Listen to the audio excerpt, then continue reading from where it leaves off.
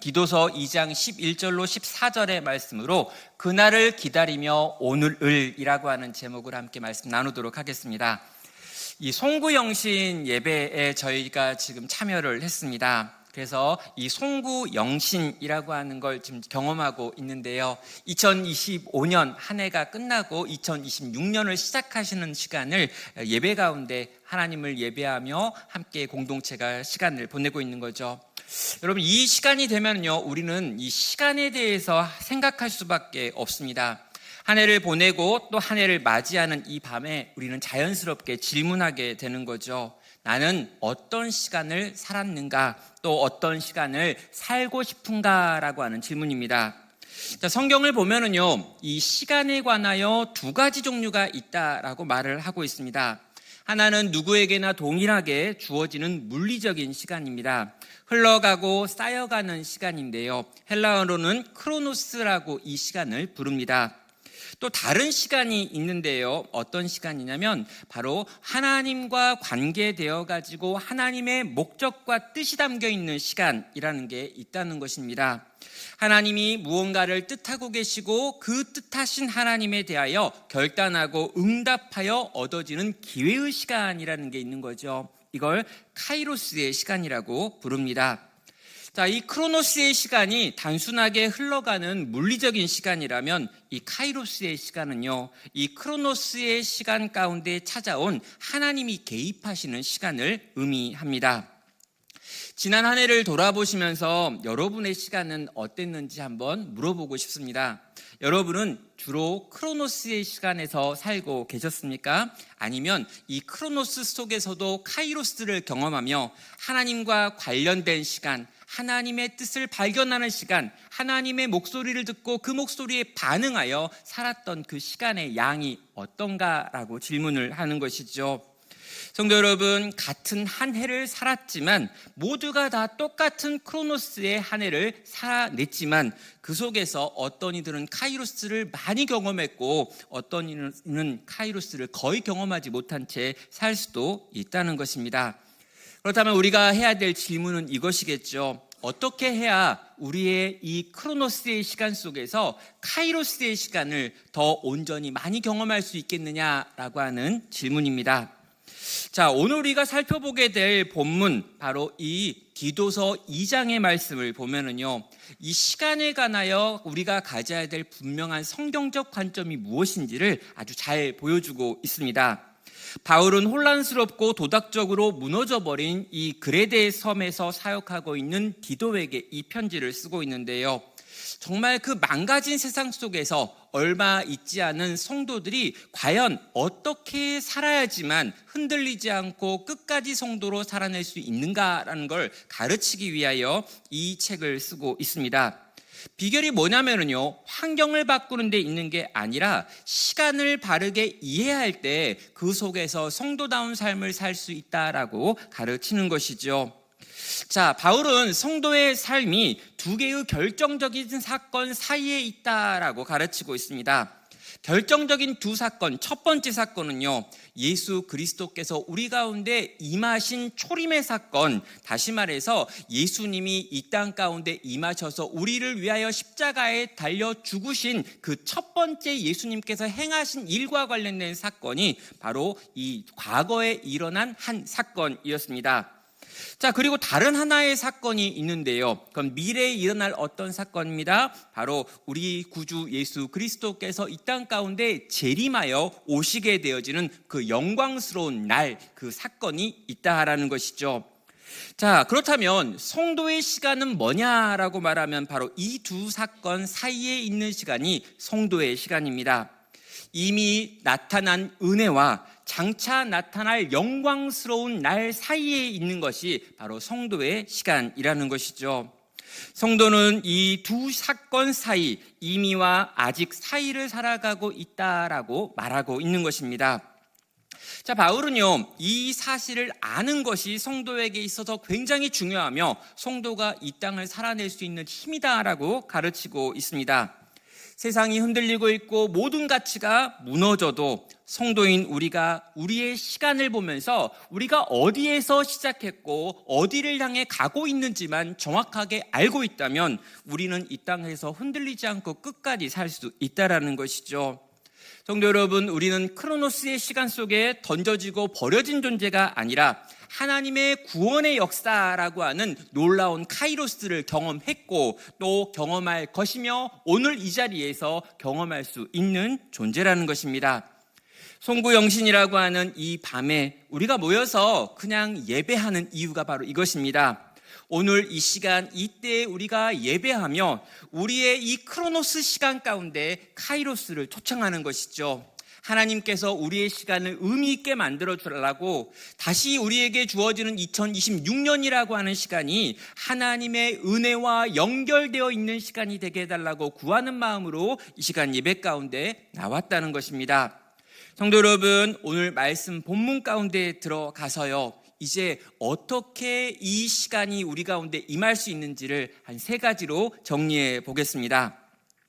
첫 번째로요, 11절과 12절에 있는 내용을 보면은요, 나를 빚은 하나님의 은혜를 돌아볼 것에 대하여 요구하고 있습니다. 자, 디도서 2장은요, 성도의 삶이 어떠해야 되는지를 차근차근 보여주고 있습니다. 그리고 1절부터 10절까지에 있는 내용을 보면은요, 늙은 남자는 이렇게 하라, 늙은 여자는 이렇게 하라, 젊은 여자와 젊은 남자는 이렇게 하라, 그리고 마지막에는 종은 이렇게 하라라고 하는 내용들이 열거되고 있습니다. 예수를 믿지만 마음대로 살아도 괜찮다라고 말하는 거짓 이단의 가르침이 이 그레데 교회에 들어왔고요, 그들의 가르침이 잘못되었다라고 하는 걸 밝히기 위하여 지금 거기에 이 교회를 구성하고 있는 여러 사람들을 분류해가지고요, 그들 모두에게 마땅히 살아야 될 성도의 삶의 모습이 있습니다라고 가르치는 것이 1절부터 10절의 내용이었습니다. 자, 너희가 복음을 가지고 있다면, 너희가 진리를 소유하고 있다면 그 복음은 반드시 너희의 삶으로 증명되어야 한다라고 하는 것이 1절부터 10절의 내용이라는 것이죠. 모두가 다 아니라고 한다 할지라도 성도는 성도의 선한 행실이라고 하는 것으로 자기가 어떠한 것을 믿고 있는지를 증명해야 하는 것입니다. 성도 여러분, 이게 과연 쉬운 일이었을까 우리는 질문할 수밖에 없죠. 여러분, 당시 문화 속에서 그레데인처럼 말하다라고 하는 이 말이 표현이 있는데요, 이게 뭐냐면 거짓말 같다라고 하는 뜻이 그레데인처럼 말하는 것 같다라고 하는 거였습니다. 자, 그레데인들은 너무 거짓말장이어가지고 거짓말을 안 하는 인간이 하나도 없다라고 하는 말이 있을 만큼 그레데인들은 기본적으로 거짓말이 생활화되어 있었습니다. 자, 모두가 다 거짓말을 하는 사회가 바로 그레데 섬 사람들의 사회였습니다. 그런데 그 속에서 성도들이 나타났고요, 그 성도들이 진실을 말하며 그 속에서 살아가는 것이 과연 쉬웠겠느냐라고 질문하는 것이죠. 여러분, 모든 사람들이 다 이렇게 갈 때 그 속에 있는 얼마 남지 않은 그리스도인들이 전혀 다른 삶의 방식을 선택하여 살아가는 것, 이것이 과연 쉬운 일이었겠느냐라고 우리에게 질문하는 것입니다. 자, 그런 이들을 향하여 너희가 그렇게 살아갈 수 있는 힘은 여기에 있다라고 말하는 게 바로 오늘 우리가 읽었던 본문입니다. 11절과 12절은 말합니다. 모든 사람에게 구원을 주시는 하나님의 은혜가 나타나 우리를 양육하시되 경건하지 않은 것과 이 세상의 정욕을 다 버리고 신중함과 의로움과 경건함으로 이 세상을 살고라고 말합니다. 자, 바울은 우리의 구별된 삶이 단지 우리가 열심히 살아야 된다라고 하는 의무로 설명하고 있지 않습니다. 하나님께서 우리에게 이런 의지를 주시고 힘을 주시고 능력을 주셔가지고 이렇게 싸워서 우리가 그 삶을 살 수 있다라고 말하면서 우리에게 어떤 자기 개발이나 어떤 능력이 필요하다라고 말하지 않고 있다라는 거죠. 그러면서 이렇게 말합니다. 이미 우리의 삶 가운데 나타난 하나님의 은혜가 있다. 그리고 그 은혜가 우리를 양육하셔서 우리로 하여금 전혀 다른 삶의 방식으로 살게 만든다라고 가르치는 것입니다. 자, 여러분, 은혜가 나타났다라고 말합니다. 그리고 그 나타난 은혜가 우리를 양육한다라고 말하는데요, 이 양육한다라고 말하는 것은 훈련하다, 교육하다라고 하는 의미를 담고 있습니다. 은혜가 우리 가운데 찾아와서 우리 속에서 우리를 붙들고 우리를 훈련시키고 우리를 키우고 우리를 견고하게 만들어서 우리로 하여금 이 세상과 전혀 다른 삶의 방식으로 살게 만든다는 것이죠. 여러분 12절에 있는 내용을 보면은요, 은혜가 먼저 뭘 합니까? 경건하지 않은 것들과 이 세상의 정욕을 다 버리게 만드는 일을 하고 있습니다. 이어지는 내용을 보면 이 세상에서 신중함과 의로움과 경건함으로 살게 만드는 것도 이 은혜가 한다라는 것이죠. 여러분, 은혜가 우리 속에 있는 죄를 제거하고 있습니다. 또 은혜가 하나님이 기뻐하시는 일들을 우리로 하여금 하게 만들고 있습니다. 죄와 불경건을 제거하는 일도 은혜가 하고 있고요, 새로운 삶의 방향과 태도를 만들어내는 것도 은혜가 하고 있다라고 지금 밝히고 있는 것입니다. 성도 여러분, 종종 은혜가 아무것도 하지 못하는 거 아니냐라고 생각하시는 분들이 있습니다. 여러분, 은혜라고 하는 게 어떤 느낌이 아니냐, 누가 은혜를 받았다라고 이야기하는데 그건 그냥 그 사람의 마음이 좋아졌다, 마음이 평안해졌다라고 하는 게 아니냐, 은혜를 받았다고 삶이 달라지지 않지 않느냐, 은혜를 받았다고 해서 죄를 끊어내는 사람이 누가 있고 잘못된 습관을 누가 끊어내느냐, 은혜를 받은 그 사람이 과연 전혀 새로운 삶을 살 수 있느냐라고 생각하는 분들이 종종 있습니다. 제가 예전에 이제 설교에 대한 피드백을 우리 성도님들한테 좀 받을 때가 있는데요, 어떤 성도님께서 저에게 목사님의 설교는 은혜는 있는데 뭔가 좀 적용이 약합니다라고 말씀하시는 분이 있었습니다. 적용이 좀 모호하다라는 거예요. 뭔가 좀 확실하게 좀 말 좀 해주면 좋겠다라고 이야기를 합니다. 은혜도 좋지만 교회가 굴러가려면 뭔가 좀 강제하는 것도 필요합니다. 주일 성수를 똑바로 하라라고 좀 말 좀 하고, 헌금 생활을 잘 하십시오라고 말도 하고, 봉사를 왜 안 합니까? 1인 1일 봉사 운동 이런 것도 말하고, 어떻게든 이 주중 모임 빠지지 말고 이렇게 소그룹 빠지면 지옥 갈 수 있다, 이런 이야기도 좀 해야 사람들이 열심을 내가지고 교회를 섬기지, 너무 이렇게 은혜롭고 뭔가 이렇게 감동은 있고 마음은 좋고 위로는 됐지만 삶의 본격적인 어떤 적용을 하는 부분에서 약하지 않습니까? 라고 하는 이야기를 하셨습니다. 저는요, 그 이야기를 들은 다음에 마음에 큰 어려움이 있었지만 적어도 한 가지에 대해서는 그분이 잘못 생각하는 것 같다라는 생각이 들어요. 뭐냐면, 은혜가 있고 은혜가 좋지만 그래도 이것을 하려면 은혜 말고 이것도 좀 해야 되지 않느냐라고 말할 때 은혜에 대한 그분의 태도입니다. 여러분, 은혜는 아무것도 하지 못하는 것이 아닙니다. 은혜는 그냥 마음에 좋은 어떤 것으로 끝나지 않습니다. 은혜 받으면 눈물이 나고, 은혜 받으면 마음이 좋고, 은혜 받으면 감격이 생긴다라고 하는 걸로 끝나고 삶에 아무런 변화도 만들어내지 못하는 게 은혜가 아니라는 거죠. 제가 알고 있는 은혜는 뭐냐면요, 모든 것이 다 은혜로부터 시작됩니다.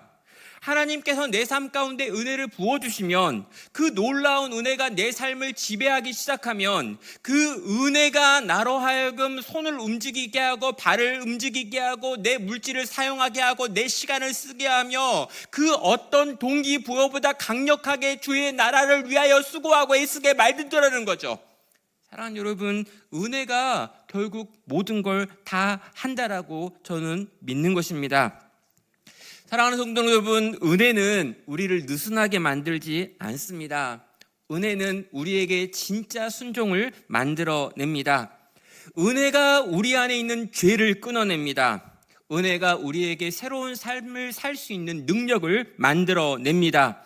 은혜가 우리를 세상과 구별된 존재로 만들어내고요, 은혜가 아니고서는 우리 가운데 그 누구도 이 세상 속에서 성도로 살 수 없다는 것입니다. 자, 그렇다면 어떤 분들은 이런 질문을 할 수 있습니다. 내가 2025년을 찬찬히 돌아봤는데 하나님께 받은 은혜가 하나도 없네 라고 말하는 거죠.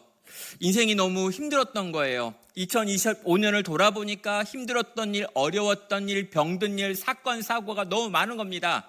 한 해를 돌아보며 2025년을 향하여 감사의 제목을 내놓으라고 하는데 막 화가 나는 겁니다. 감사를 찾으려고 애써봤는데 나오지를 않는다고요. 여러분, 그때 우리는 어떻게 해야 되는 걸까요? 한 해를 돌아보았더니 은혜 받은 것이 없다라고 느껴지고 이렇게 저렇게 두들겨 맞은 것만 생각나는 나는 과연 오늘 이 밤에 어떻게 은혜를 생각해야 하나라는 거죠. 여러분, 저는요, 이 이탈리아의 조각가 중에 한 명인 미켈란젤로가 그의 최고의 작품인 이 다비드상을 만들 때 이 원석을 보고 했던 말을 잠깐 나누고 싶습니다. 이 다비드상을 만들어야 되는 이 미켈란젤로가 이 어떤 돌을 보게 되는데요. 이 거대한 돌이 이미 있었는데 이 돌을 보고 대부분의 조각가들은 이걸 가지고 뭔가를 만들어낼 생각을 못했습니다. 왜냐하면 약간 뭔가 이상한, 뭔가 약간 삐뚤어진, 뭔가 좀 깨진 돌이었기 때문인 거죠. 자, 그때 이 다비드상을 만들게 된 미켈란젤로가 그 원석을 보면서 이런 말을 하는데요. 나는 이 돌 속에 이미 있는 작품을 보았고 불필요한 부분을 제거했을 뿐이다 라고 말하면서 다비드상을 완성합니다.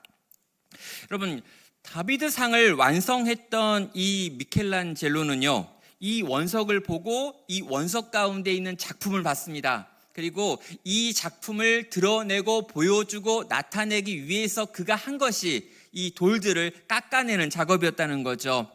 언뜻 보면은요, 망치질은 돌을 부수는 것처럼 보일 수 있습니다. 그러나 이 망치질은 그 안에 들어와 있었던 가장 아름다운 것들을 드러내기 위한 수고였다는 거죠.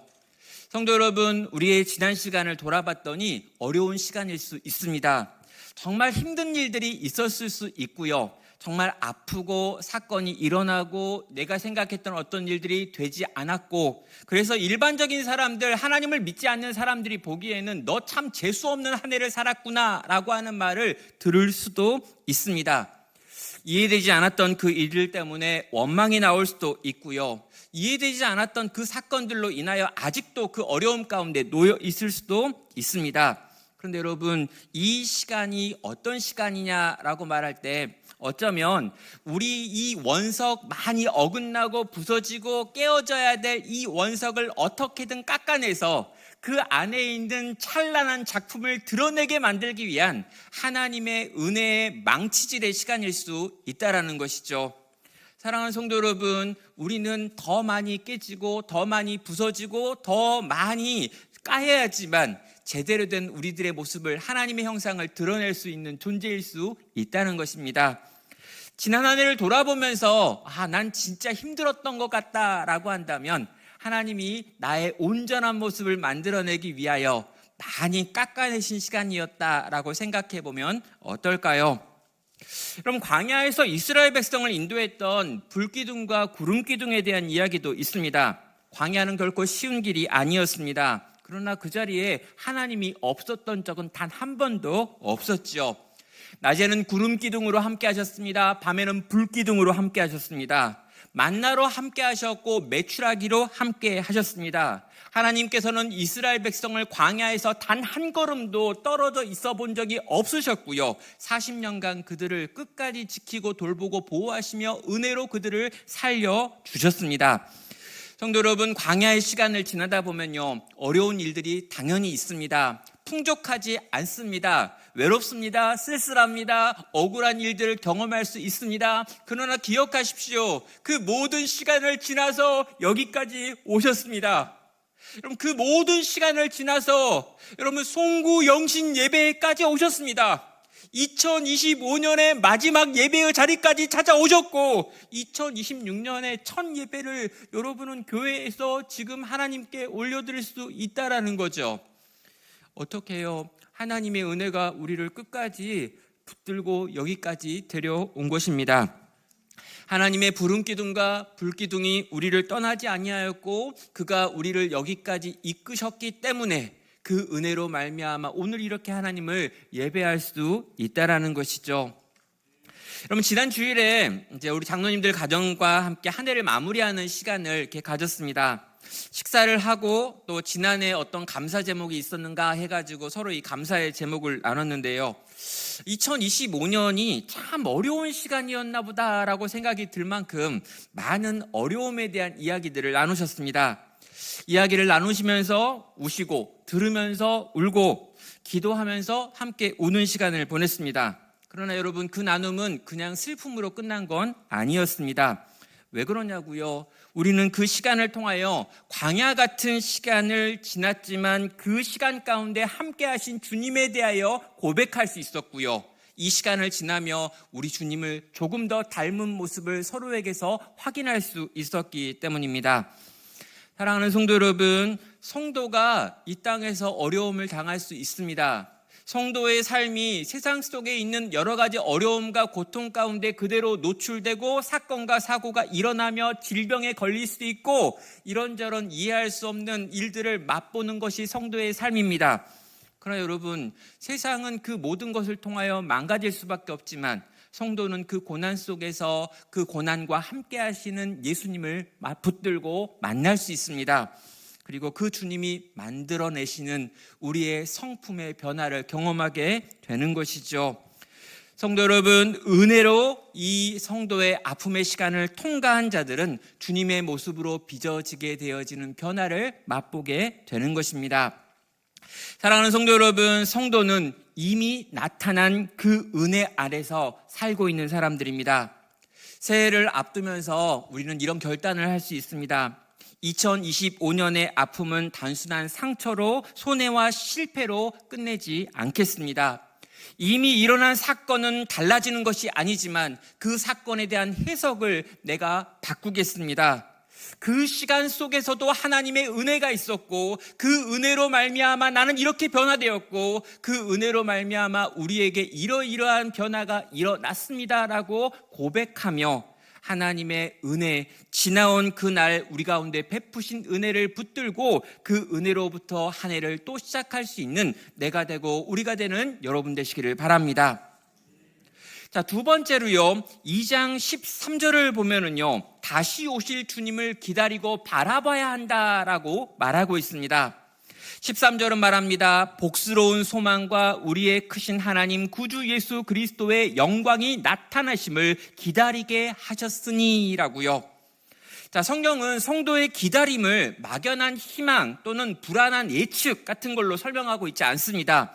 오히려 바울은요, 이 기다림을 분명하게 복스러운 소망이다라고 말하고 있는 거죠. 그럼 매우 역설적으로 들려지는 표현입니다. 세상은 이 세상의 끝을 이야기하면서 두려움으로 봅니다. 지구 종말에 대한 이야기를 다 공포로 두려움으로 이해하는 것이죠. 그런데 이 성경이 말하고 있는 재림을 믿는 성도들은요, 이 세상의 끝이 단지 그냥 두려움이 아닙니다. 이 날은 심지어 아주 복된 날이며 복스러운 날이다라고 성경은 말하고 있죠. 왜입니까? 그날은 우리가 믿음으로 걸어온 그 모든 것 너머에 있는 하나님께서 우리를 위하여 준비한 상이 있는 날이기 때문입니다. 여러분, 재림은요, 그래서 우리에게 소망이 됩니다. 우리의 모든 눈물이, 우리의 모든 고통이 끝나는 날이 바로 재림이기 때문입니다. 성도는 이 땅에서 여전히 아파하고 여전히 상처 입고 여전히 신음하는 일들을 경험합니다. 그런데 그 모든 수고가, 그 모든 애씀과 그 모든 세상 속에서 세상과 다른 삶을 살기 위하여 했던 그 모든 노력들은 사라지고 없어지고 잊혀지는 것들이 아닙니다. 어떻게 해요? 우리 주님 오시는 날 우리 주님께서 그 모든 것 다 아시고 모든 것 다 적으신 다음에 우리를 그렇게 칭찬하시고 우리에게 상 주실 것이기 때문입니다. 주님은 우리의 흐르는 눈물을 닦으실 것입니다. 우리의 모든 깨어졌던 것들을 회복시키실 것입니다. 우리가 이 땅에서 주를 위해 희생한 모든 희생들을 주는 기억하실 것이며 그 모든 것을 갚으신다라고 말씀하셨던 것입니다. 사랑하는 성도 여러분, 이 재림은요, 우리가 이 땅에서 수고한 모든 것이 헛된 것이 아니었다라고 하는 것을 확인시켜 주는 날이고요, 주께서 우리의 손을 들어주시는 날이다라고 하는 걸 다시금 기억할 때 재림은 두려운 날이 아니라 소망의 날, 복된 날이 되는 것입니다. 사랑하는 성도 여러분, 소망이 현재의 삶을 지탱해 준다라고 하는 건 어떤 의미가 있는 걸까요? 여러분, 이전에 한번 소개한 적이 있는데요, 이 빅터 프랭클이라고 하는 사람이 이 나치 수용소에 갇혔습니다. 그리고 거기서 나온 다음에 죽음의 수용소에서라고 하는 책을 썼지요. 그럼 이 책을 보면은요, 이 나치의 강제 수용소에서 누가 살아남았는가에 대한 이야기를 하는데요. 누가 살아남았는지를 찾아보면 내일 먹을 빵만 붙들었던 사람들이 아니라 나를 기다리는 가족을 떠올리고 생각하는 사람들, 다시 돌아가야 될 집에 대하여 기억하고 있는 사람들, 끝나고 나면 반드시 해야 될 사명을 붙들고 있던 사람들이 거기서 살아남았다라고 이야기를 하고 있습니다. 그들은 무엇입니까? 반드시 이루어야 될 어떠한 소망이 있었다는 거죠. 살아야 될 이유가 있는 사람들, 나는 반드시 살아서 해야 될 어떤 일들을 갖고 있는 그 사람들이 끝까지 그 죽음의 수용소에서 살아남아서 나올 수 있었다라고 그 책은 이야기하고 있습니다. 현재의 고통 속에서 무너지지 않고 끝까지 살아남을 수 있는 사람들은 미래에 대한 분명한 소망을 품고 있던 사람들이라는 것이죠. 여러분, 우리는요, 이 소망, 주님이 우리 가운데 다시 오시는 걸 기다리는 삶에 대해서 생각을 하면요, 약간 이런 생각을 하는 분들이 있습니다. 기다림은 비생산적인 시간이다. 기다림은 수동적인 시간이야 라고 하는 생각이죠. 또 어떤 이들은요, 이 기다림의 시간을 이를 악물고 견디고 버텨야 될 시간이다 라고 생각하는 분들도 있습니다. 그런데요, 성경이 말하는 기다림은 그런 종류의 기다림은 아닌 것 같습니다. 여러분, 성경이 말하는 기다림은요, 막 이렇게 주님의 재림을 기다린다라고 하는 건요, 이 사랑하는 이가 곧 온다고 했는데 언제 올까라고 하는 걸 기다리는 것과 비슷한 겁니다. 그렇다면 여러분, 우리가 생각했던 그 기다림과는 왠지 좀 다르지 않습니까? 여러분, 가수 중에 지금은 잘 모를 거예요. 이상우라고 하는 가수가 있습니다. 이제는 완전 늙었는데 그분이 불렀던 그녀를 만나기 전 100m 전이라고 하는 노래가 있어요. 거기 이런 가사가 있습니다. 저기 보이는 노란 찻집. 오늘은 그녀를 세 번째 만나는 날. 네, 좋네요. 마음은 그곳을 달려가고 있지만 가슴이 떨려오네. 새로 산 구두가 어색해. 자꾸 쇼윈도에 날 비춰봐도 멀쓱한 내 모습이 더 못마땅한 그녀를 만나는 곳 100m 전. 네, 지금 이제 인류 역사상 송구영신 예배에 이 음악이 나왔던 건 아마 처음일 것 같다라는 생각이 듭니다. 이거 왜 여러분에게 들려주시냐면요, 여러분, 그녀를 만나는 곳 100m 전에서 약간 그 두근거림 여러분 혹시 기억나나요? 죄송합니다, 없네요. 제가 옛날에 이렇게 여자친구 만나러 가는 그때 막 너무 좋은 거, 이렇게 막 저기 있고 내가 이제 조금만 가면 만난다, 아니면 내가 여기 있는데 몇 분에 나타날 거야. 여러분, 주님이 재림하신다라고 하는 걸 기다리는 성도의 마음은 이런 마음이라는 거죠. 너무 설레요. 너무 보고 싶어요. 곧 오신다는데 아직 안 와서 아쉽긴 하지만 곧 올 거예요. 여러분, 이 기다림은 절대 두려움이 아닙니다. 이 두려움은, 이게 공포가 아닙니다. 이 어떤 기다림은 뭔가 이렇게 막 떨리는 어떤 시간이 아니가요. 정말 설레는 시간이고요, 감격스러운 시간이고요, 능동적인 시간이고요, 많은 것들을 떠올리는 시간이고요, 우리 만나서 뭐 할까, 만났을 때 어떤 기분일까, 만나면 우리가 어떻게 재밌게 놀까, 뭐 이런 걸 생각하는 아주 즐겁고 기쁘고 감격스러운 기다림이라는 거죠. 사랑하는 여러분, 오늘 우리의 기다림은 어떤가라고 물어보고 싶습니다. 우리는 장차 나타날 영광을 바라보며 사는 사람들이다라고 성도는 이야기하고 있습니다.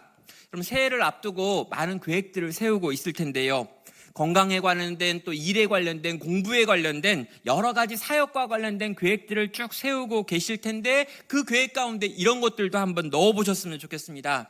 정말 우리 주님 다시 오신다면 그 다시 오시는 주님 앞에 나는 뭘 준비할까라고 하는 질문인 거죠.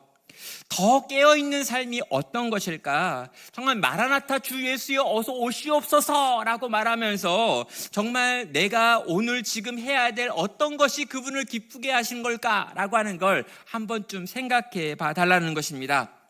새해를 준비하며 여러 가지 것들을 계획하고 계시겠지만 정말 우리 주님이 우리 가운데 다시 오신다라고 하는 걸 생각하며 그 주님 보시기에 좋은 게 뭘까를 떠올리고 그걸 위해 준비하고 계획하고 그것들을 위해 우리의 시간과 물질을 떼어놓고 우리의 마음을 떼어놓을 수 있는 시간 되기를 주의 이름으로 축원합니다.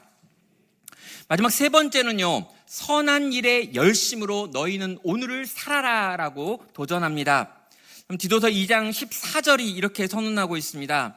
그가 우리를 대신하여 자신을 주심은 모든 불법에서 우리를 속량하시고 우리를 깨끗하게 하사 선한 일을 열심히 하는 자기 백성이 되게 하려 하심이라라고요.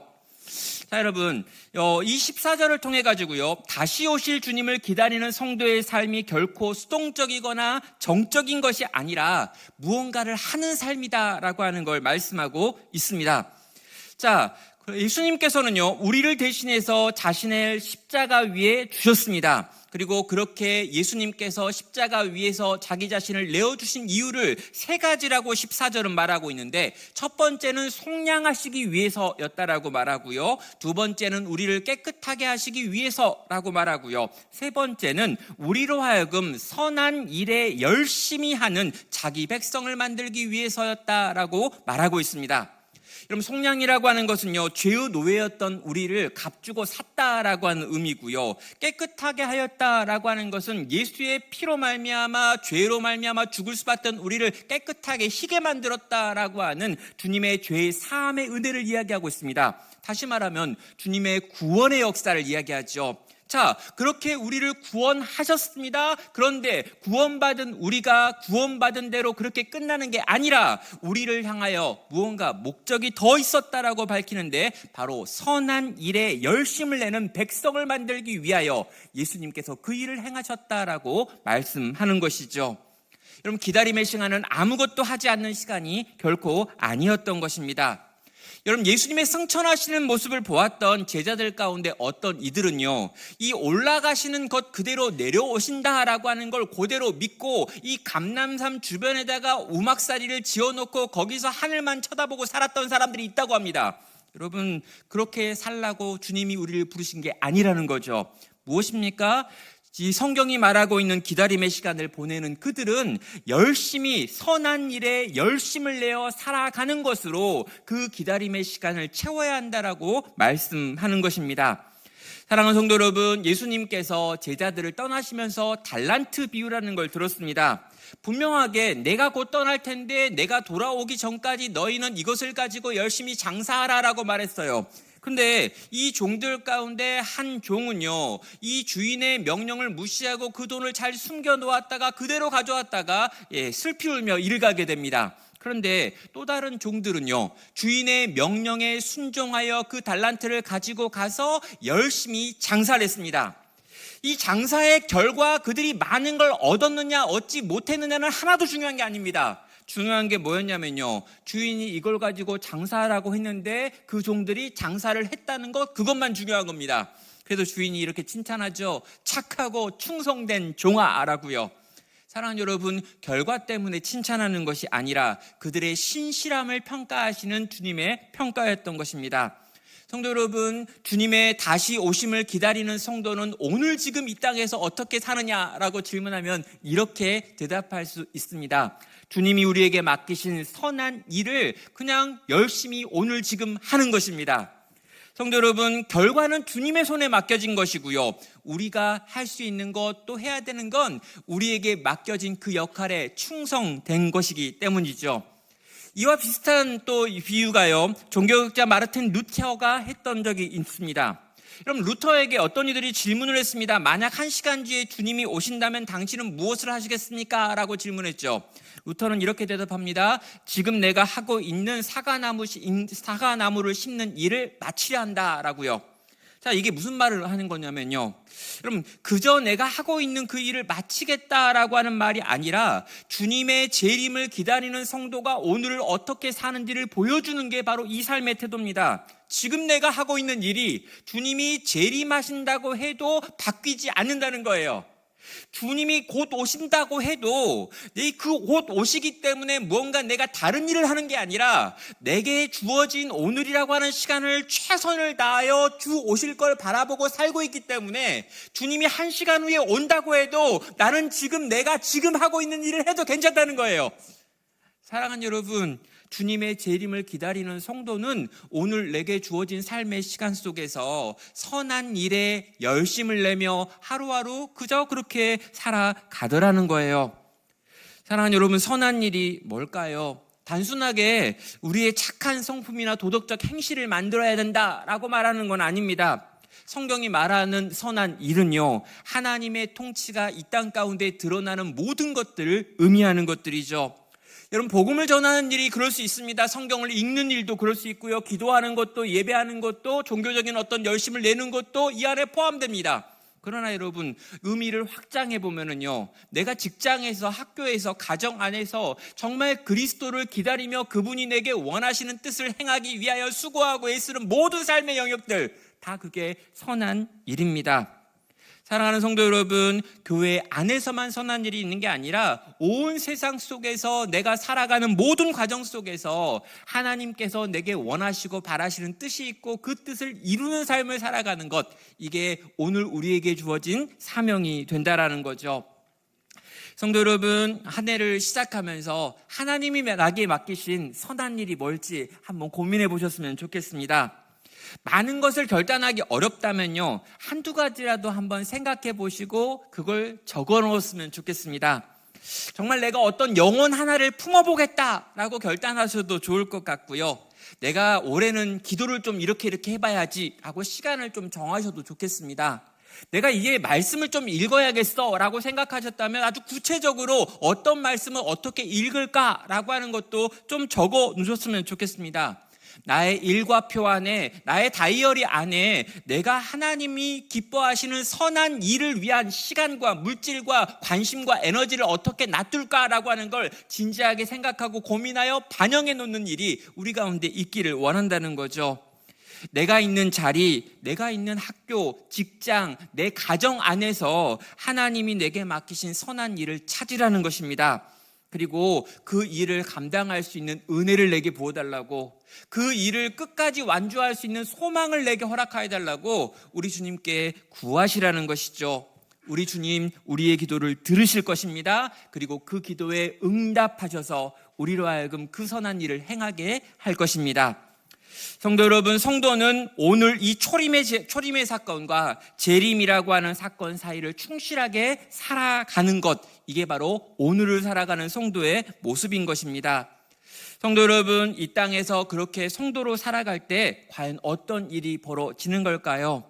하나님의 은혜가 우리를 붙들어서 결국에 우리로 하여금 착하고 충성된 종이다라고 하는 주님의 칭찬을 얻게 만드실 것입니다. 말씀을 마무리하겠습니다. 2025년을 마무리하고요, 2026년을 시작합니다. 살아본 적 없는 또 한 해를 살게 되었습니다. 살아본 적이 없어요. 어떻게 살지 모르겠습니다. 어떤 일이 벌어질지 모르겠습니다. 어떤 사건이 터질지, 어떤 병이 일어날지, 어떤 막 감격스러운 일이 막 터질지 잘 모르는 2026년이 시작되었습니다. 전혀 예측할 수 없는 내일을 이제 또 시작하실 텐데요, 설레임도 있지만 두려움도 있습니다. 파도가 어떻게 치면 어떡할까? 바람의 방향은 어떻게 될 것인가? 과연 내 인생에 지금 생각하고 있었던 이것들은 이루어질 것인가? 이루어지지 않을 것인가? 내가 기도하고 있는 이 기도의 제목은 어떻게 될 것인가? 우리의 가정은 어떻게 될 것인가? 우리의 자녀들은, 우리의 부모든, 우리 여러 가지 고민과 근심이 우리에게 있습니다. 그러나 여러분, 우리는 가보지 못한 이 길을 그럼에도 불구하고 갈 수 있습니다. 왜 그렇습니까? 이미 우리 가운데 부어진 은혜가 있습니다. 그리고 우리를 기다리고 있는 영광스러운 소망이 있습니다. 이 놀라운 은혜가 우리를 붙들어 가게 할 거고요, 이 놀라운 소망이 우리를 끌어 오늘 우리가 있어야 될 자리에 서게 할 것입니다. 바로 그 자리, 바로 그곳에서 하나님께서 우리에게 맡기신 선한 일에 열심을 내어 살아갈 수 있다면 결국 주님은 우리의 삶을 칭찬하실 것입니다. 여기 계신 우리 모든 성도님들이 이 시간을 통하여 주께서 우리의 삶 가운데 베푸신 은혜를 돌아보시기를 바랍니다. 또 우리 주님께서 반드시 다시 오신다라고 하는 걸 함께 바라보시기를 바랍니다. 그리고 주님이 내게 맡기신 선한 일을 오늘 지금 하며 오늘을 또 그렇게 살아가시기를 바랍니다. 우리 주님 다시 오실 그날까지 은혜로 돛을 달고 소망으로 방향을 잡아 끝까지 믿음으로 걸어갈 수 있는 복되고 귀한 성도 되시기를 주님의 이름으로 축원합니다.